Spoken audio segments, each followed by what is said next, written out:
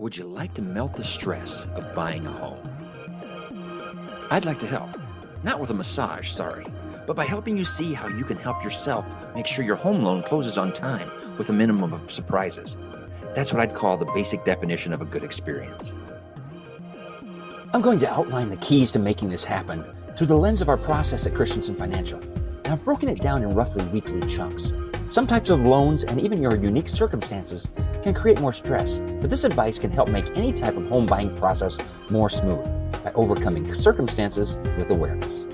So it's week 4 and we're hoping to close by the end of this week. If you helped by getting documents in quickly and there weren't any of the uncontrollable problems mentioned earlier, then everyone will be excited because we're probably closing earlier than your estimated date. If not, then we're all scrambling and your realtor is wondering whether she has to circulate an addendum to extend the closing date. This week will start in one of two ways. Either the underwriter will announce that you are clear to close because all the conditions met the requirements, or they will recondition certain items because either you didn't give them exactly what they needed or because what you gave them created new questions. It's probably pretty obvious now why we try to be as thorough up front as possible. There just isn't any wiggle room at this point in the schedule, and why it is important to respond as quickly as possible to every request. A month seems like a long time, but it just flew by. I love to argue, but one thing that I've learned is that it's a lot easier to provide what is requested than to argue about why it's needed or try to justify some lesser form of documentation.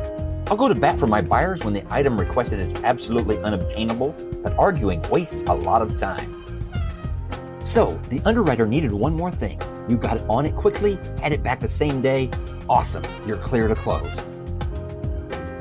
We just took a typical path through a loan process, but there are additional scenarios that can cause delays and stress. We talked about appraisals. The more complicated your financials, for example, the longer everything will take.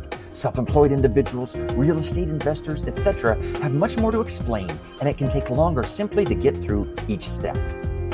Certain loan programs just take longer to process. Government loans like FHA, VA, and USDA have a longer list of requirements, so they take longer. USDA and down payment assistance programs even have to re-underwrite your loan themselves. Time and opportunities for stress. There's a lot that goes on in the home buying process, and there's plenty of things that you have no control over. But hopefully now you see a lot of the things that maybe you can impact, maybe you can control, and that you can help to melt the stress in your home buying process.